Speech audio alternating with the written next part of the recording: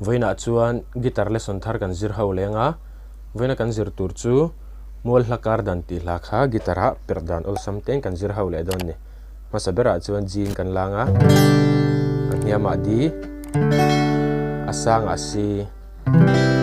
minor a hian E minor chuan B kan hmang bawk anga A7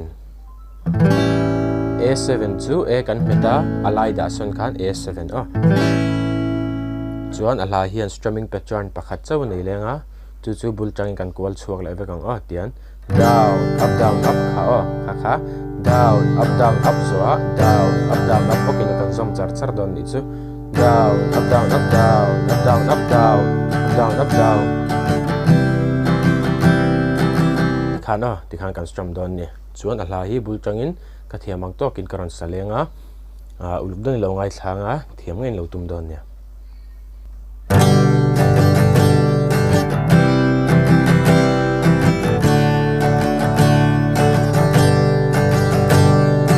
mol hlakar dana iliam ta o kavan ngai chin se nang ne na kan len lai ni kha thin lai an lo thar le chi ma tani om kho har chang ni ya I don ve hian karing chi ne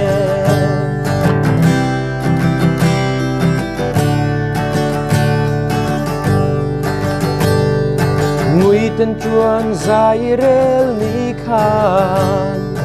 o ka thil laya van zinge om dan po ka thiam don nemo len rosaleng zong zinga hian kai ni eng moi chuan zai rel khan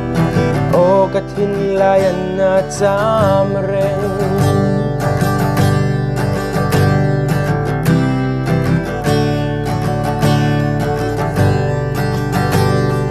Zol tuining zuka handon trina Karangai tire nanti in Ma sere lovalo zual zelsi Chun nileng maten man sang hian Lenat lang dang nga chang hianin mo Ton leni om le takang mo Lenat lang dang nga chang hianin mo Ton leni om le takang mo